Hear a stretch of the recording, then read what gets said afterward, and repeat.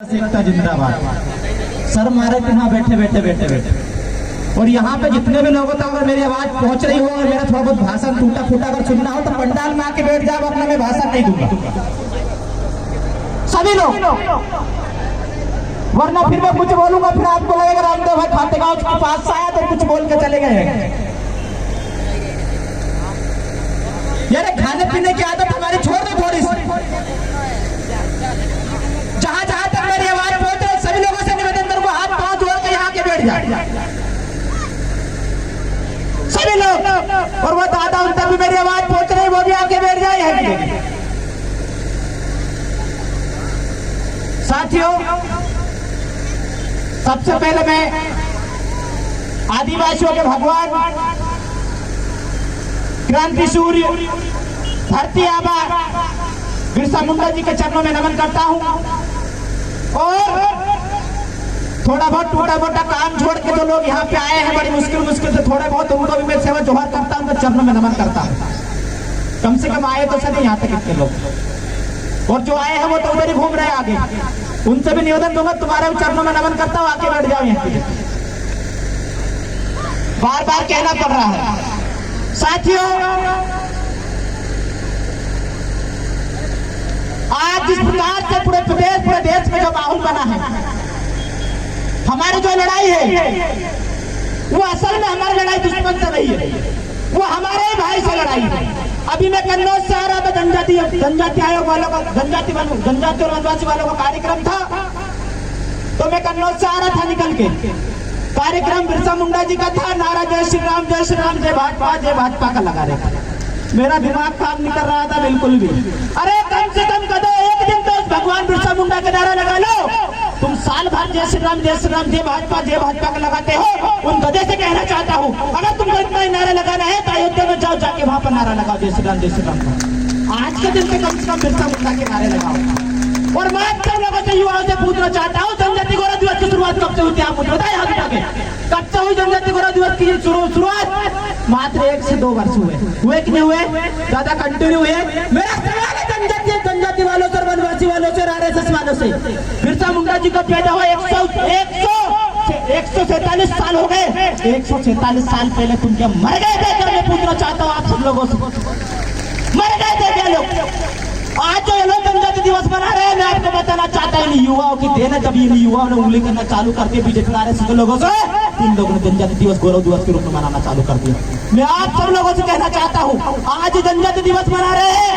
आज पहले ये लोग हमको बोलते थे बिरसा मुंडा तो ये था, फलाना था, निकाला, लेकिन आज उनको भगवान मानने का हमने मजबूर कर दिया। हमारे आदिवासी युवाओं की ताकत। और मैं बताना चाहता हूँ इस गारंटी के साथ कि अगर जो लोग आदिवासियों को वनवासी जनजाति बोल रहे हैं, उनको बाप को अगर आदिवासी नहीं बुलवा दिया तो गारंटी के साथ मेरी बात को याद रखना अच्छे तरीके। अभी चुनाव सामने आ रहा है और जो लोग कुछ लोग वहां बैनर लगा है, वहां की जगह लिखा का हिंदू है। रंजीत दादा मेरे सामने बैठे 2017 में मुकेश वाजपेयी और रमेश जमरे ने मेरे ऊपर एफआईआर की थी, आदिवासी हिंदू है। साला हम लोगों ने इतने एविडेंस दिए, इतने एविडेंस, कोई माइकल आदिवासी हिंदू साबित करके नहीं बताई। 3, 4, 5 साल यहाँ पे होने पे आए हैं। और मैं आज भी चैलेंज करना चाहता हूँ, आरएसएस के लोगों को करना चाहता हूँ, जनजाति और वनवासी वालों को कहना चाहता हूँ। और वनवास, मैं एक और बात बोलना चाहता हूँ आप सब लोगों को, वनवास किसको दिया 14 वर्ष के लिए? किसको दिया वनवास आप बताओ मुझे? तो तुम्हारा बाप वनवास, हम तो इस देश का मालिक है। तुम्हारे बाप को बोलो वनवासी, हम बोलते राम वनवासी, राम को वनवासी बोलो। हम भी तुम्हारे साथ नारा लगाएंगे। आज दुश्मन जिस प्रकार से हमारे परिवार करता है, उनको पता है कि आदिवासी एक कांटा भील, एक बिरसा मुंडा 200 अंग्रेज के ऊपर भारी पड़ता था। इनसे लड़ना मुश्किल नहीं है, नामुमकिन है। इसलिए उन्होंने हमारे गांडू लोगों का हमारे सामने खड़ा किया। जैसे गांडू खुशीलाल राठौड़ हो गया, इधर एक पहाड़ सिंह कन्नौज हो गया, इनके दिमाग में जिस प्रकार से गोबर भर दिया है इन लोगों ने, ये अपने भाई के खिलाफ खड़े हो गए। और मैं बताना चाहता हूँ गारंटी के साथ, मेरी बात को याद रख लो, जिस दिन ये आदिवासी खत्म होगा, ये आदिवासी खत्म होगा, ये लोग चपरासी नहीं बन सकते। मेरी बात की गारंटी खाता याद रख लो। ये आदिवासी विधानसभा है, इसलिए विधायक बन के जाते हैं। अगर ये सामान्य विधानसभा हो गई, और सबसे बड़ी बात मैं आप सब लोगों को बताना चाहता हूँ, जो गांडू विधायक बन के बेटा यहाँ पे आदिवासी, उनसे सवाल है मेरा, कि ये जब सामान्य विधानसभा थे, जब यहाँ पे कैलाश जोशी कितनी बार विधायक बना आप लोगों को पता है? क्या कभी कोई आदिवासी विधायक बना? नहीं बना। जब ये आदिवासियों की देन थी, आदिवासियों के महापुरुषों की बात हो रहा, जब ये सीट रिजर्व हुई, जब जाके यहाँ पे आदिवासी विधायक बनना चालू हुआ। गलत बात बोल रहा हूँ क्या? तो ये किसकी देन है? इन महापुरुषों की देन है। इनकी गुणगान गाना चाहिए मेरे हिसाब से। आज जो लोग हमको जनजाति बोल रहे हैं, वनवासी बोल रहे हैं, उनको आदिवासी बोलने में किस बात की शर्म मैं आपको बताना चाहता हूँ। आदिवासी यानी कि देश का मालिक, आदिवासी यानी कि जमीन जंगल का मालिक। जिस दिन ये आदिवासी बोलने लग जाएंगे उनको पता है कि आदिवासी इस देश का मालिक है, बाकी सब विदेश से आए, भारतीय यूरोप से आए हैं। ये बात इस बात को अच्छी तरीके से जानते हैं। साथियों, ज्यादा कुछ नहीं कहूंगा, शायद साउंड में भी शायद ठीक सही से आवाज नहीं आ रहा है। आयोजन समिति से निवेदन अगली बार से सही ढंग से साउंड लगाए, लेकिन मुझे पता है कि कहीं ना कहीं हमारी स्थिति खराब चल रही है और कहीं ना कहीं हमें जिनसे अपेक्षा मिलनी चाहिए, जो हमारे विधायक मंत्री, जो चाहे सांसद हो, वो गुलामी कर रहे हैं। लेकिन आने वाले समय जब भी हम मध्य प्रदेश के अंदर आदिवासी सरकार बनाएंगे, यहाँ पे बेहतरीन वाला टेंशन लगा देंगे, चिंता मत करो आप। इस बात को मैं गारंटी के साथ कहना चाहता हूँ। और इस बार बागली विधानसभा के अंदर जो हमारा मंच आएंगे, उस आदिवासी व्यक्ति को, उस आदिवासी युवा को हम लोग यहाँ पे विधायक बनाने की कोशिश करेंगे और इन आंडू पांडु नेताओं को बोलेंगे आप नौकरी करो, आप यहाँ पे दो डीएसपी बाहर से करने जाओ, हम बोलेंगे ये बात। जब हमारे आदिवासी समाज के ऊपर अन्याय अत्याचार होता है, वे जनजाति और वनवासी वाले ऐसे घोखले ऐसी गुफा में घुस के बैठते हैं, पता नहीं कहाँ मर गए, पता भी नहीं चलता कहाँ घुस के बैठे इस जगह में।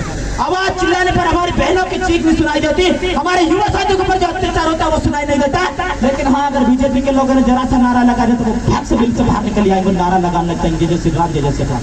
अरे शर्म करो कदो, जिस दिन यह समाज खत्म हो जाएगी उस दिन आप भी खत्म हो जाओगे। मेरी बात को गारंटी के साथ आप लोगों को लिख लो, रख लो मेरी बात को।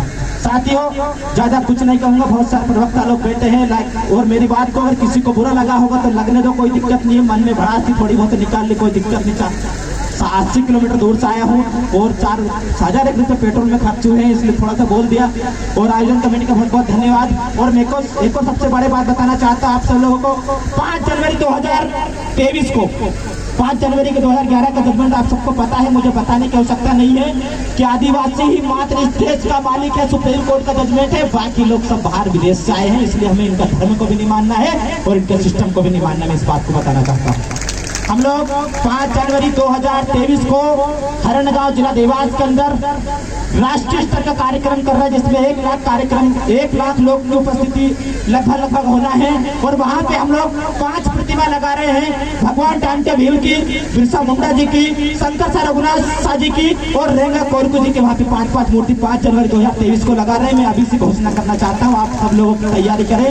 हम सब लोगों देवास जिला के अंदर एक ऐतिहासिक जगह हरणगांव हम बनाना चाह रहे हैं, इसमें आप सब लोगों का सपोर्ट चाहिए। मेरे मार्गदर्शक दादा रंजीत दादा बैठे हैं और नंदू दादा बैठे हैं, बेर सिंह दादा बैठे, इनके छत्र छाया में यहाँ तक बोलना आया हूँ। और पूरे प्रदेश का एकमात्र ऐसा युवा हूँ जो सबसे कम उम्र में जिला भदर हुआ था। मुझे गर्व है अपने आप में कि समाज के लिए मैं जिला भदर हुआ था।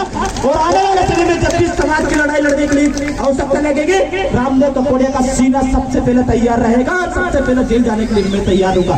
ये बात मैं आपसे यहाँ से कहना चाहता हूँ। सभी साथियों को जोहार, जिंदाबाद, लड़ेंगे जीतेंगे, इंकलाब इंकलाब उल गुलाम। आधे लोगों के हाथ में उतरे, कैसे लड़ाई लड़ेंगे मुझे शर्म आती है। बिरसा मुंडा टांटे भील के वंशज से, जिनके नाम संग्रह से थुर तरीके से काटते थे, हम उनके वंशज हमारे हाथ ही में उठ रहे आज। उल गुलाम लड़ेंगे, जनजाति नहीं, वनवासी नहीं, हम इस देश के आदिवासी है, इस देश के मूल निवासी। जोहार, जिंदाबाद, लड़ेंगे।